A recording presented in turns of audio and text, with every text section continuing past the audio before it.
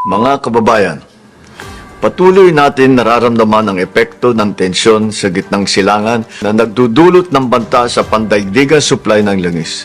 Nakakaapekto ito sa ating ekonomiya at presyo ng mga bilihin. Kapag tumataas ang gastusin, mas bumibigat ang pasanin ng bawat pamilyang nagsisikap tugunan ang kanilang pangangailangan, lalo na ang mga Pilipinong nasa laylayan ng lipunan. Kaya naman, patuloy tayong kumikilos upang mapagaan ang kanilang pasanin. Sa ilalim ng Executive Order No. 110, inilunsad natin ang Unified Package for Livelihood, Industry, Food and Transport o yung UPLIFT upang maprotektahan ang kabuhayan ng mga Pilipino at mapanatiling matatag ang ating ekonomiya. Ngayong araw, pinalawak pa natin ang suportang ito sa pamamagitan ng Uplift Assistance. Sa ilalim ng programang ito, mabibigyan ng agarang tulong ang 7,5 milyong kabahayan o 37,500 na milyong Pilipino sa buong bansa. Pangungunahan ang programang ito ng DSWD,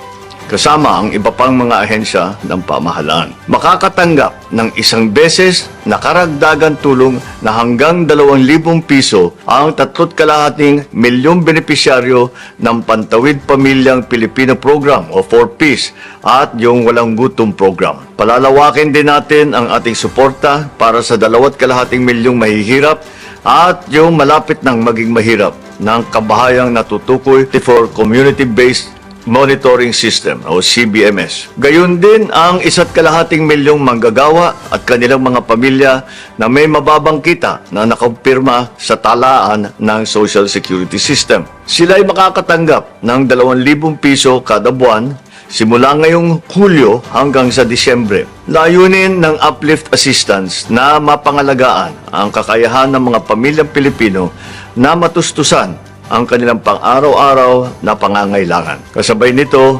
pinalawak natin ang saklaw na tulong upang mas maraming Pilipino ang makinabang sa programa. Titiyakin ng pamahalaan na maipagkaloob ang tulong na ito na mabilis, maayos at mas maginhawa para sa mga Pilipino sa pamamagitan ng digital na pamamaraan. Sa ating pagkakaisa at pagtutulungan, mapapanatili natin ang katatagan ng ating bansa at may susulong ang isang mas maunlad na kinabukasan para sa lahat sa ilalim ng isang bagong Pilipinas.